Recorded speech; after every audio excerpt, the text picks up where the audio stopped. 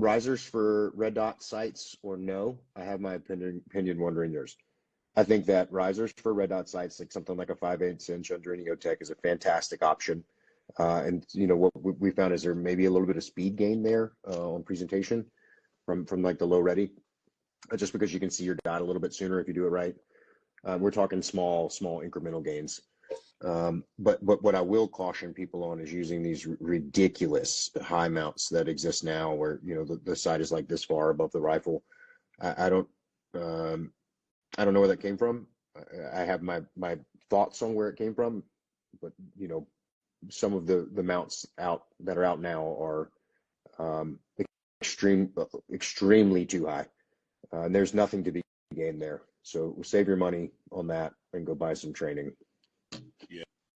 Yeah. I mean, I use exactly what you said, Charlie. I use a 5/8 inch riser on almost all of my rifles that are set up with sights. Some of that is due to I've had a fused neck, and some of it is just due to the ergonomics of the length of my neck and how long all that stuff comes into play. But when I look at a rifle, man, it's 4 points of contact, right? Your support hand, your firing hand, your butt stock, and your cheek to stock. And if you only have 3 points of contact, you're losing some form of control and consistency with it. And I understand the high risers for the passive shooting. It's a little bit picker to quick up through your night vision, and I understand that. But how many times are law enforcement guys shooting passively through night vision? You know what I mean? So I would make my daytime setup absolutely the most, like, what am I going to deal with 80% of the time? If we're doing white light at night, my rifle's set up for the daytime optic, and then the second and third sighting systems are there as a backup. You know what I mean? Mm-hmm. So that's kind of my thought on that. I kind of understand the purpose, but man, having your head off the gun like that, for me personally, it's like, nah. Yeah, you're losing control. And I know this. I shot a ton of 308 from the shoulder with an SR25 with everything from a scope to an EOTech on it. And I know that a portion of control of the recoil comes from your connection to the rifle, and you're losing that. And it's really evident when you put a bigger gun in your shoulder.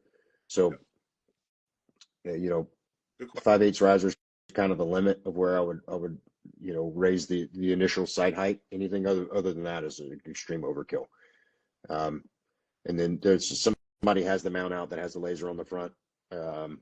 That's not necessary either. So if you're thinking about buying one of those, I would save your money. What is my opinion on rifle foregrips? So the attachments that people put on the front of their rifle, we used to call them ghetto grips or gangster grips. Not a big fan of them. I tried them early on in my career. What I found is that they absolutely get in the way when you're working in and around cars or barricades. And I also found that it didn't give me the ability to control recoil any better than just a normal C-grip. I actually found the C-grip to be preferable. So not a big fan of rifle foregrips. If you like them, use them. But working a lot of barricade work, you'll find that they get in the way of getting in the proper position and mounting barricades. Now, I'm talking about the ones that hang down or the angled ones. The little ones that are almost like a barricade stop could probably be pretty useful. I haven't played around with them much, to be honest with you. So if I was going to use one, it would only be that little tiny one that hangs off almost like a barricade stop. If you have a RDS and laser on your rifle, would you still have backup irons? The answer is no. So I typically ran some form of a scope with a 45-degree red dot. Those are my two sighting systems, and my third version of a sighting system would be the overt laser on my AppPale or whatever laser device that you have. I don't think that irons are necessary in that situation. But I will recommend that you have a minimum of two sighting systems on your primary weapon.